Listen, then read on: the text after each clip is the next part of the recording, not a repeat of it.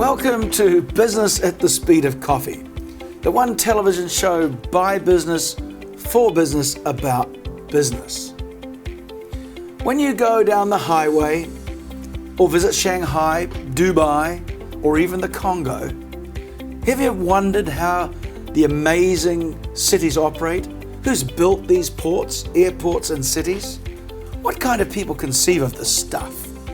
Because of course, in getting any of this done, there's a lot of complexity. What might surprise you, that a lot of this complexity is managed out of a country like New Zealand. We actually have people and a firm who are able to conceive of major projects. One such company is GHD. There's over 10,000 people in this firm, and a big chunk of it's run by a Kiwi. Ian Fraser started it in Canterbury, and in fact he's with me here today. Now Ian Fraser, welcome to Business at the Speed of Coffee. Thanks, Kim. Now, first of all, tell me what and where is GHD, and then we'll find out where you came from. Sure. So as you sort of pointed out, GHD is a pretty large firm now. We're about 10,000 people internationally. So we had our origin in Australia, but back 90 years ago, we're a Kiwi. Gerald Haskins joined with two Australians to form an engineering firm in Sydney. GHD? Well, that's the acronym for the names of our founders: Guttridge, Haskins, and Davies. Many of the staff probably don't even know that. Oh, look, we've published a couple of books we make sure we encourage them to read. But so there's some heritage there. There is definitely 90 years of strong heritage. Yeah, incredible. And it's grown from there over the years to now we have a big presence in North America, throughout Asia, Australia, and EME, the European countries, Abu Dhabi, Qatar, and the UK. And how many do we have in New Zealand? Oh, we've got about 550 employees here in New Zealand. Yeah. Now, GHD at its core is an engineering business? Yeah, that's fair to say, but we're much more than that now. We're really quite multidisciplinary. Well, we're going to come back to that in a little while when we talk about some of the projects. But now, Ian, you're a Kiwi? Yeah, that's right. Yeah. Okay. Now, you come. Where did it all start? I think you've got Scottish parents. Yeah. My late father was a Scottish publican, so it didn't. Perhaps the engineering didn't come from my father, but along the road, I've met a number of individuals that were working in the engineering area, and nearly 30 years ago now, I trained as a geologist, but joined a small engineering firm here in Auckland as one of their young geologists. So get this right, you're an executive general manager of a very large engineering company, but you started out life as a geologist. That's correct, I still am a geologist. As you do. So you grew up in New Zealand? Yes, in South Island, and a good part of my life here in Auckland. Now, big family, small family? Yeah, look, a lot of siblings, all of the fairer, all five sisters, in fact. The youngest brother with a lot of powerful women. Fair to say. Yeah. Now, do you think, how did that help shape you to be the person you are today? Made me pretty resilient, I guess. No, but in all seriousness, I guess came from a fairly diverse background, living in hotels for a good part of my childhood, mixing with a lot of adults, I guess, has given me an interest in people. Where are some of the more interesting places you've lived? Oh, like I've lived in a few lesser known places. In Canvastown in the South Island, Marlborough, small hotel there. Howe Bay on the east coast of the North Island, another lesser known spot. Howe Bay? Beyond Opotiki, down the east coast there. Oh, that's down east coast, yeah. Okay. Yeah. That's a largely Maori community, I believe. That's dead right, yeah. So you went to a local school? I did. I went to Raukokore Primary, which is that's the set of the movie Boy, actually, in fact, yeah. Great story. You grew up in a town where the movie Boy was produced. Everyone's seen it. Now, what did you feel when you saw the movie? Oh, look, I really enjoyed the movie. It was like somebody had a lens into my own life around that time. It was somewhat emotional, though. A lot of the scenes, remembering time there with my family, sort of things my father had built in some of the scenes. Oh, really? And it's quite a personal experience. I've watched it a few times. Now, I have to say this, you would have been probably the only Pākehā boy in that school. Almost, yeah. The teacher's son and one other young fella as well. But yeah, there weren't many Pākehās, as we called ourselves then. We're going to be talking about diversity through this program. Did you feel part of that community, or did you feel isolated? It's a fair question. Yeah, look, it was the 70s, there were some challenges, but on reflection, I was definitely a strong part of that community. And as my family was, Yeah. and we gravitate back there now because it was a really important At the part local of our lives. pub. Yeah. But having had that experience, how does that inform the way you deal with modern New Zealand and your own, as we see with the divides that we see appearing in places? Yeah, look, growing up in Māoridom down the coast did provide me with some te reo, a little bit, Yeah. and a lot of insight into the cultural values of iwi and tangata whenua in New Zealand. So I've got a great affinity Yeah. for the Indigenous people of New Zealand, and through the years as I've had a chance to work with iwi on projects, Mm-hmm. it's felt very natural and for me to engage and understand where they're coming from. So I think it was a really I'd great imagine good foundation. some of those people that you come with would be quite surprised at your level of understanding, which a lot of New Zealanders probably don't have. You went down in Gisborne for the arrival of the Endeavour, which of course has caused quite a lot of discussion. No, I haven't been down to Gisborne in a while or down the coast, but look, I think the issues, the great thing about New Zealand is they're on the table. Yeah. The sensitivities are on the table. We have a great deal of dialogue about them, and we've made great progress over the last years. No, Yeah. I think I totally agree with you. How on earth did you end up at Canterbury University? Well, actually, I went to Auckland University, Auckland. studied here in Auckland. I was really interested in the environment, and geology seemed like a good fit.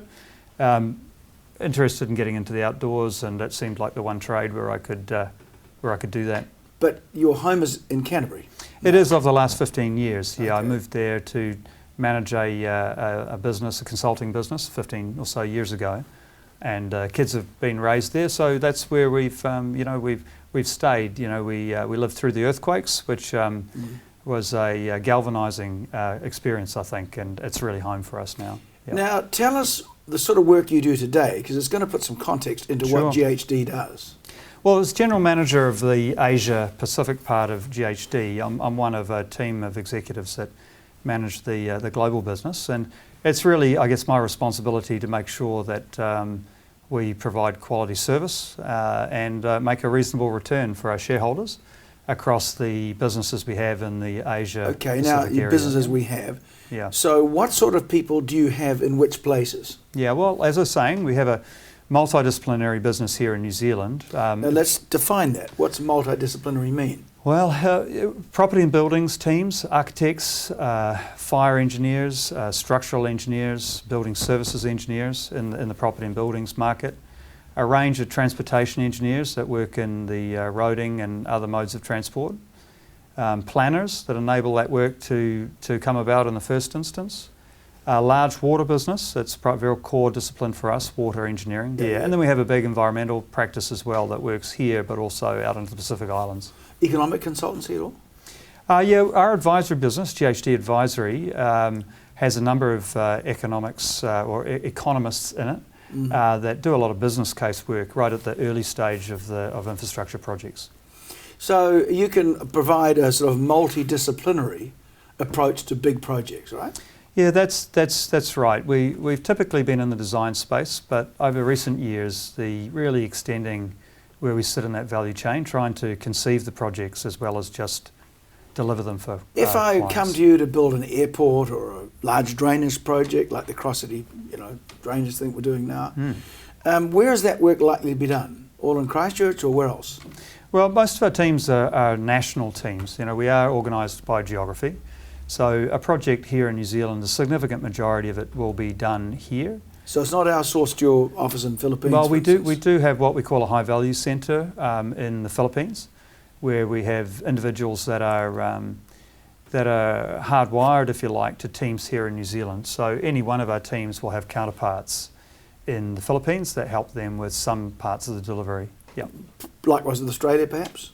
Yes, that's right. Yeah, mainly that support is prevalent in Australia and New Zealand at the moment. So we've now got multidisciplinary across borders on a variety of projects.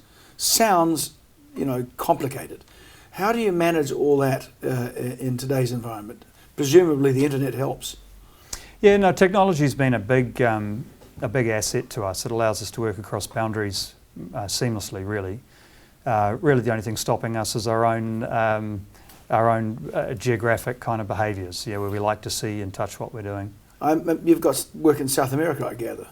Yeah, one of the businesses that I look after is in Santiago, Chile, which is that's a multidisciplinary business again in transport and water and ports and maritime engineering. How do you deal with the language?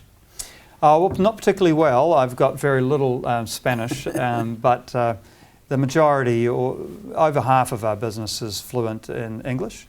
And so that's the lingua franca, as it were, of the firm. Yeah, and engineering is an international language. Most of the terms and important things that we need to talk about are commonly understood.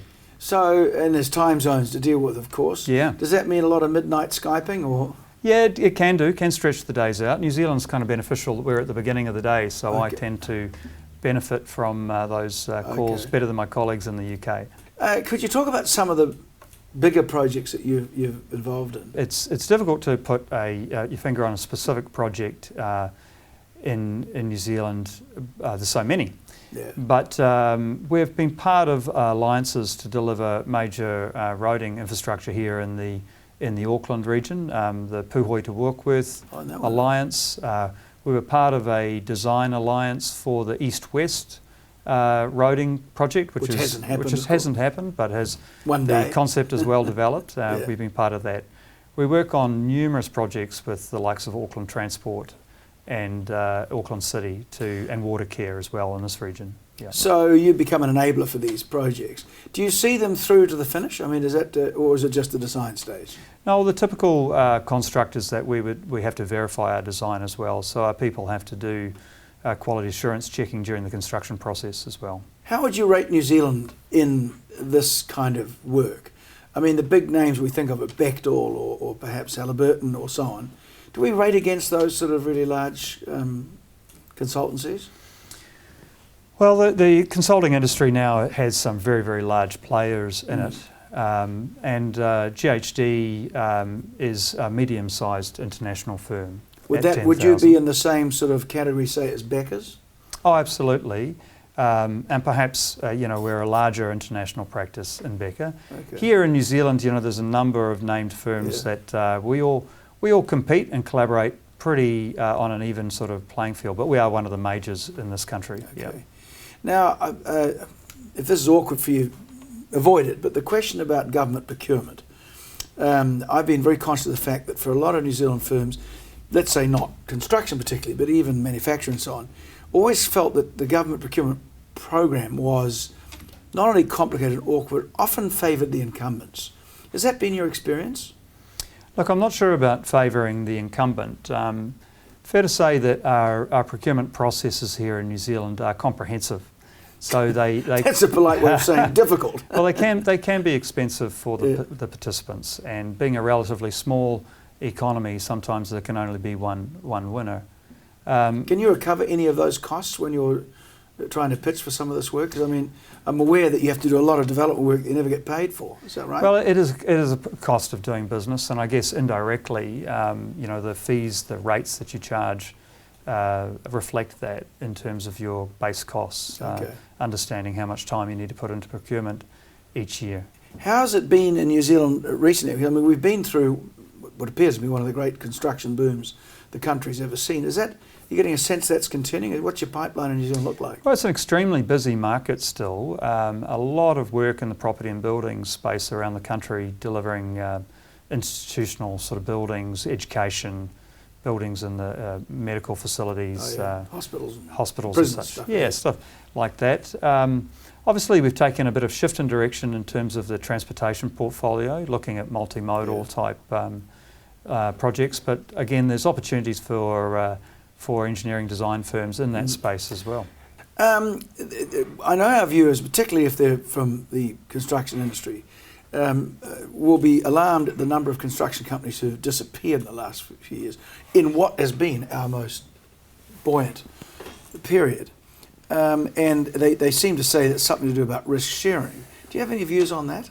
Well, I think there's been an acknowledgement that there has been a heavy burden of the risk burden on the contractor. But I also wonder whether we've lost some of that comprehensive project management capability in the construction space that we've had in the past. The sector grew rapidly, but it's something I think I reflect on a fair bit, because you're right, this shouldn't have happened in such a buoyant period. Yeah. So when you, presumably you're usually assisting people to do these big tendering, and often there's a big chunk of money at stake for your company. What risk mitigation strategies would you recommend that one uses? Is that just purely a negotiating scheme? Well, it looks very, does it have a better lawyer? Very, very project specific. Okay. I think. I think again in New Zealand it's a very fair market generally, and it's just about having really good conversations with your client at the outset about who bears what risk, who gets what benefit from the project, and being mature about that, and being prepared to back yourself if the risk is intolerable to you. Yeah. Now, Ian, I'm going to talk a little bit about how you run such a multidisciplined business with a lot of obviously very talented people, because I mean you can't do this sort of work without being highly qualified. Having a lot of really smart people working together, does that create special challenges for someone like you who has to sit in the middle of all this? Yeah, I guess one of the things we really value is the diversity of our workforce, and that comes in many forms, including their approach to problem solving and the way they think. So we are I guess a diverse bunch of individuals. So I have to work with teams to align them. Just give me some sense of this diversity. What does that actually look like? Well, you have people that like to collaborate and like to reflect and think about a problem. You have others that really just want to drive a solution really quickly. So those are social style issues, yes? Yeah. And what about the various types of actual disciplines? Engineers, architects and planners and so on. I mean, they would look at things differently anyway, wouldn't they? Yeah, that's right. Some have a creative spirit, others have an outcome-based sort of way of looking at things. So, but that's been the way for a long time in multidisciplinary engineering. The great thing about these companies, I think, is that when they have a problem or an opportunity to deliver, they sit around the table and come up with great solutions together. Well, I mean, that sounds really encouraging, but you can't tell me it's all plain sailing, all these people all the time. So do you have an internal disputes resolution? Because it might be the UN for you some of the time, I imagine. With all, I mean, it is a Tower of Babel, isn't it? I mean, you've got all sorts of people. But we are dealing, as you said, with smart people. Okay. There's a lot of self-reflection goes on, I think, in business, in any business. So, to be honest, with some 1,250 people working in my part of the business, conflict resolution between individuals or teams is very, very rare. Yeah. That's very encouraging. Okay. They're very motivated by the client's problems rather than... Do you have the world's biggest travel budget? I mean... how many of your people are moving around the world? Look, we are a very mobile business. We don't have a head office. So really? Hence our management team, our international management team, meet routinely in different parts of the world to manage our business. Yeah. So that injects some travel on top of what one might consider normal. And then, of course, we've got our various operations that we like to check in on and participate in routinely. Well, how do you, therefore, because you don't have a head office, what is the reward system that sits underneath this? Is the ownership model, is the business owned by the people that work in it, or? Yeah, we're 100% owned by the employees. And so like a partnership? Yeah, effectively, but it goes quite wide within the organisation. So how far down in the organisation is there ownership? Well, perhaps 25% approximately of our shareholders. Much? Oh, really? Yeah. So you don't get offered shareholding as a graduate in our business, but people quite quickly get that opportunity to participate as best they can. And, so what and is the people exit? from all sorts of parts of our business also. Oh, really? Not just the engineers? Our support staff as well. Oh, as well. Yeah. And is there liquidity in the shares? How does that work if somebody leaves? Well, look, obviously it's the details of the running of our business, which you can. The shares are liquid. They have to be. You have to be an employee. So if you are to leave, GHD, you have to sell your shares. You have to sell the shares. Well, I mean, people will be interested in how you organise it across borders, of course. Sure. Yeah.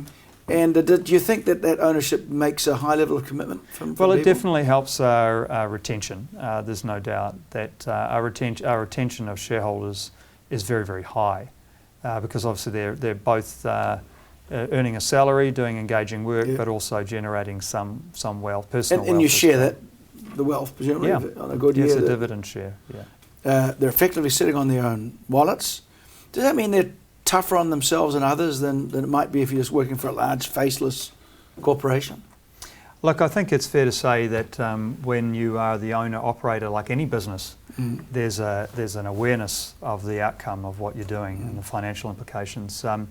We're a high-performance environment, like many firms, but when you want to talk about financial outcomes, our shareholders in particular and our employees are listening. So it's easy to talk about cost control, for instance. Yeah, definitely. And if you want to make changes, they'll make changes because they really understand the imperative. Your assets go home in the elevator at night, so it's 100% really. If I was looking at your balance sheet as people, basically, which brings me to the question of recruitment. So if I join your firm in, say, Christchurch or Auckland, what's the chances of me getting a chance to work in, say, Australia or London or Santiago? Oh, look, very high. Oh, really? I think mobility of folks in the workforce now is quite mixed. So if you have an interest in working internationally, a firm like ours, the opportunities are really there. You just have to put your hand up. Yeah. Are there many Kiwis now making their mark overseas through GHD? Oh, they continue to. I'm always surprised to see where they show up, actually. Oh, really? I mean, they even get recruited locally, presumably. Yeah, in our firm and other firms. You know, there's New Zealanders, particularly throughout Asia, but also increasingly into the United States and so on. You see people that had long-standing careers out of New Zealand. So getting work permits is not that hard if you've got a No, I don't think good so. outfit. If you've got the right training behind you and a good outfit to help you with it. Yeah. Okay. Now, stargazing a little bit into the future. We tend to focus on energy, which is a big topic coming up. Would you like to talk about some of the opportunities that may be presenting themselves to a firm like yours, say, in green energy? Yeah, look, it's a very exciting question, actually. I think one of the things that we're very conscious of with our future, internationally, in fact, is the opportunities and the challenges around water, but also the need for new energy. Yeah. So the increasing scale of renewable projects, be they solar, be they wind, onshore, offshore wind, and geothermal, and potentially hydrogen and geothermal. So there's a lot of exciting renewable opportunities out there to pursue. Yeah. So does in firms like yours, do you invest up front in trying to figure out how this technology might be and then go and present it to people who might be interested? Or do you wait for it to come to you? Well, it's a bit of a mix. Obviously, we always have our ear to the ground for opportunities that are coming from the clients. But increasingly, we have to do we have to do our own R&D around emerging technologies to give a point of difference and then take those projects to the clients and the financiers to try to get them off the ground in the first instance. Now, circling back to Ian Fraser, who spends his life on an aeroplane, you have some sporting interests, haven't you? Yeah, look, I have. Yes, yeah. I'm not a top sportsman, but I'm a participant. I really enjoy spending time kayaking in the South Island. I spend a lot of time on our big rivers down there, and a lot of time on bikes. Yeah. So anything where I'm sitting down. Really. So what is the possibility of doing that in some place like Manila or when you're on the road? Yeah, look, it is pretty challenging actually trying to stay fit when you're travelling. I'm sure you're aware. The opportunity's sometimes there, but you're pretty tired after the journey. But spend a little bit of time in hotel gyms, not as much as I should. That's almost medicine. But so that's one of the. I think people ought to be aware that you do the sort of work that you're doing. You're away 180 days a year or more? Oh no, not that much. Maybe 100. If you're giving a young person advice, sure, out there in our audience, now, when you started out at university, did you ever have any idea that you'd be travelling around the world running a big chunk of a very large engineering business, basically? No, to be honest. So, look, I've always had an interest in things international, and quite early in my career I took some opportunities to travel, to work on projects in places like the Philippines. So there's an element of coming full circle for me. But look, I think while it's good to have a plan, what I do often tell people is that take opportunities when they arise. Back yourself, because you'll probably do fine. And keep an open mind to things that you haven't been planning popping up, and seize the opportunities as they come, really. What big expansion plans might be ahead for GHD that we don't know about? Well, look, we're not, growth is not our primary agenda. Oh, really? But we have, if you look back over the last 90 years, it's been continued. We continue to look at new geographies and emerging economies to expand in, but we also need to focus on getting to be a critical scale in the countries that we work. So we think there's a lot of potential for us in North America. We're a significant player here in New Zealand and Australia already. So we would, whilst we'll always look to grow in countries like New Zealand, real focus on North America. So we're pretty considered when we look at going into countries. Yeah, I have a small group in Beijing that work with me. Primarily, we do they coordinate work for some of our international clients that have got assets in China, but more so working with outbound investors from China to assist them with their developments in anywhere in the world, really. So it's just a small team in Beijing. Yep. Oh, so you saw the opportunities in China as well. That's we've great. been there a while. Yep. With all of your travel, is it hard to catch up with the things like the All Blacks playing rugby and so on? Oh, look, you do miss some little things that you savour, but with technology again, there's two sides to that. You don't miss out on much, but there's also really nowhere to hide now with connectivity. Indeed. Well, anyway, Ian, it's been an incredible journey. And I think New Zealanders can be proud of the fact that we've got a Kiwi right up there with what is an incredible success story. It basically came out of New Zealand. So thank you for being on Business at the Speed of Coffee. That's a pleasure.